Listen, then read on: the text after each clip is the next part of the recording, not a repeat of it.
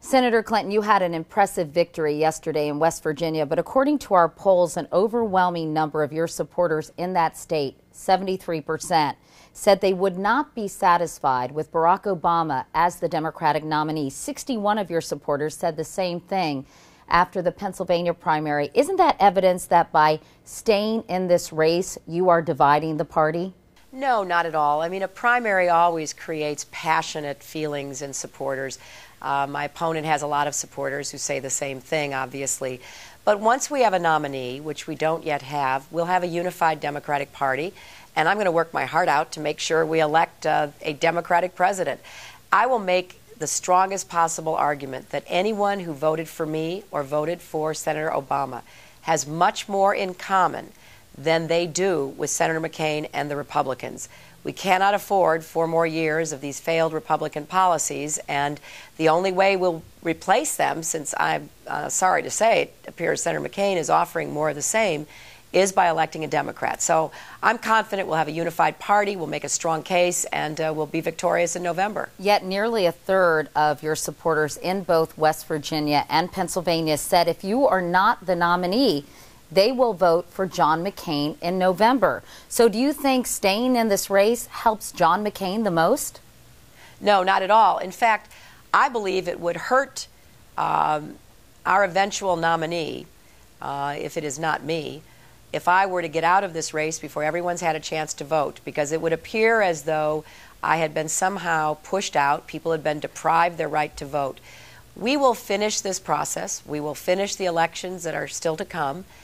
We will seat the Michigan and Florida delegates, I hope by May 31st, and then we'll have a nominee, or very close to it, and we'll know who the nominee is. And I will be in a very strong position, as will Senator Obama, to make the case that we fought a hard fight, everybody participated. Now it's time to coalesce behind our nominee, and I think we'll get a lot of people to agree with that. So that 1/3 number, or nearly 1/3 number of people who voted for you in West Virginia and Pennsylvania saying they would rather have John McCain in November than Barack Obama, it doesn't trouble you? No, because there are a lot of Senator Obama's supporters, if you go back and look at polling, who say the same thing, that they won't vote, they'll stay home. That's the heat of the primary speaking, and that's what happens in a primary. But this has been a very positive and civil primary election process, and I am absolutely confident that once we have a nominee, both Senator Obama and I are going to work as hard as we can to make the case to our supporters that they should support the nominee so we can have a Democratic president. You have the support of blue-collar white voters, but you only get about 8% of African-American voters, and that's usually, as you know, Senator Clinton, what Republicans get. What do you think is behind this racial divide? Oh, I think it's pride. I think it's excitement. I absolutely understand and respect that. But once we get to November, my supporters, his supporters, no matter who they are going to take a hard look at John McCain in the course of the campaign and realize this is someone who didn't support the Dr. Martin Luther King holiday. This is someone who has supported President Bush down the line on so many of the issues that really matter to people, no matter who they are and where they live. We're going to make a very strong case why our Democratic nominee should attract every single one of the 34 million people who have voted for us. I've received nearly 17 million. Senator Obama's received nearly 17 million. I'm slightly ahead. Those 34 million people, they will end up voting for the Democrat, because there is no reason why they should want to continue the failed policies of George Bush. When you give those numbers, you're including Florida and Michigan? Of course, because those were legitimate certified elections that were legal and valid, and people actually exercised their right to vote. The only dispute is how do they get the delegates out of those votes. And I've raised this with you before, Senator Clinton, but Barack Obama's name wasn't even on the ballot in Michigan. Well, that was his choice. He didn't have to take his name off. There was no rule requiring that he take his name off, but he did run, along with his supporters, a very vigorous campaign to get people to vote uncommitted. So he had a presence there, even though his name wasn't on the ballot. A lot of people were struck last week when you noted that you had won the support of hardworking Americans, white Americans. Using those words, do you think that was dangerously close to playing the reverse race card? No, not at all. I was just referring to an AP article. People have voted for me because they believe I'd be a better fighter and a better champion. They believe I would fight for universal health care, that I'd make college affordable, that I'd try to do something about these outrageous gas prices, that I have a real plan to get out of Iraq. So I think that, there is no doubt that we've had a wonderful, incredibly historic campaign. Obviously, race and gender are part of it because of who the candidates are. But people have been voting based on who they thought would be the better president and the stronger candidate against Senator McCain. But do you think using the phrase white Americans was loaded and possibly polarizing? Do you regret it at all? Well, I just was quoting from an article, and obviously if it gave any pause to anyone, then I regret that. But it was, it was just an article that had been written not by me, but by an objective news service. But this has been an incredibly positive and civil campaign, and we've brought so many new people into the process that I think, once we get to a nomination, we're going to close ranks behind our nominee, and all voters from every part of our country are going to recognize that we must elect a Democratic president. If Barack Obama declares victory, Senator Clinton, once he reaches that magic number of 2025, will you still hold out if Florida and Michigan have not been counted? Absolutely, because that's not the right number. How can we have a nominee based on 48 states, especially 2 states that are so critically important to the Democratic chances in the fall? I think that would be a mistake.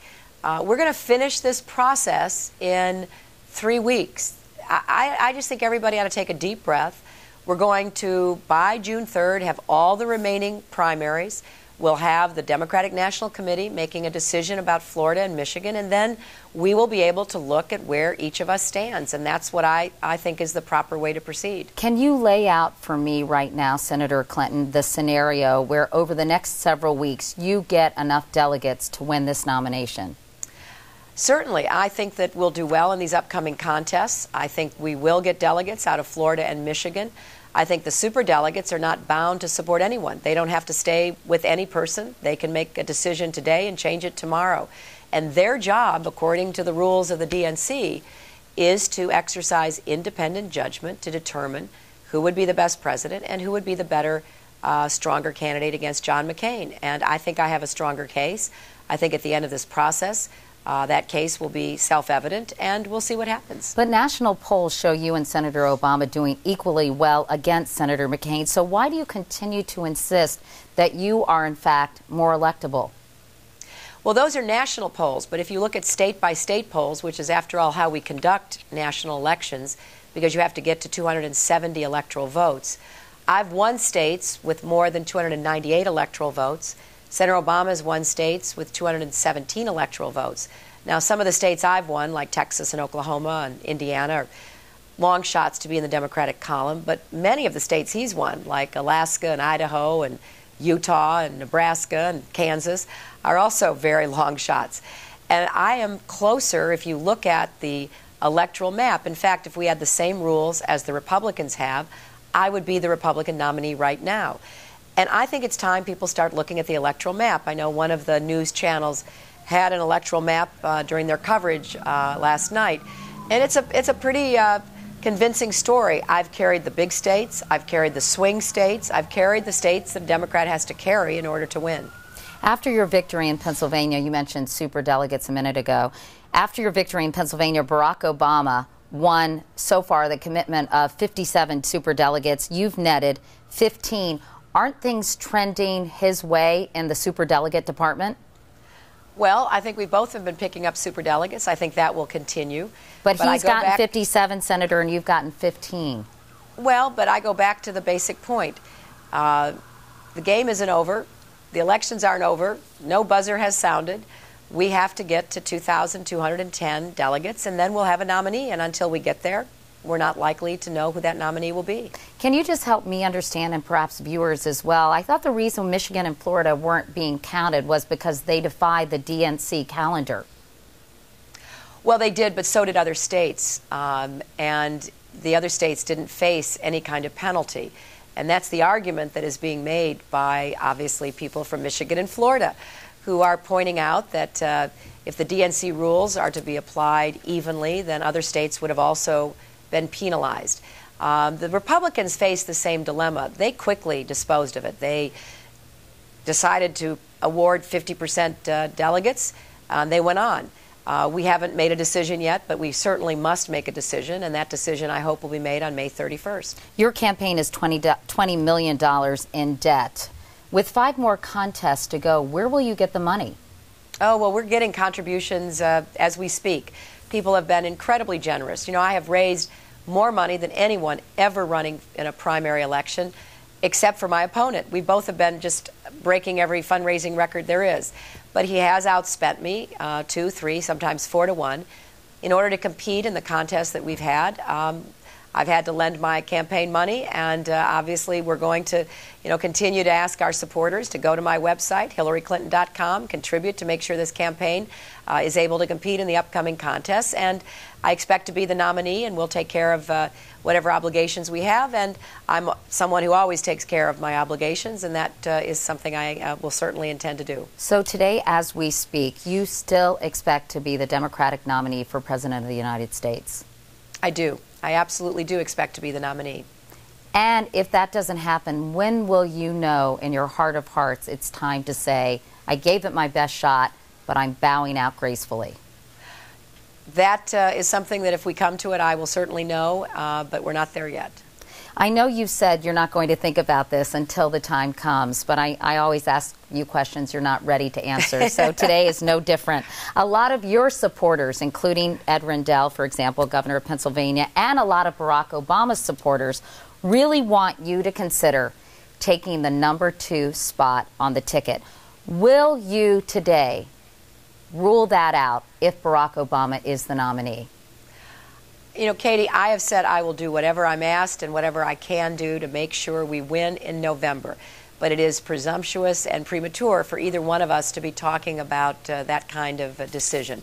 It has to be considered once we have a nominee, which I'm sure it will be. But I'm going to work my heart out. I will do whatever I can to make sure we win the White House. So is the translation of that somewhat circumlocucious answer, I'm open to it? Well, I'm not entertaining it. It's just not even anything I'm entertaining right now. Looking back on your campaign, if you had just one do-over, what would it be? Katie, I haven't had time to think about that. I'm so focused come on, Senator Clinton. No, I mean, someday I'll be happy to talk to you about that. Maybe we'll do an interview in the White House. But right now, I'm just too focused on today and tomorrow. I don't have time or energy to look backwards.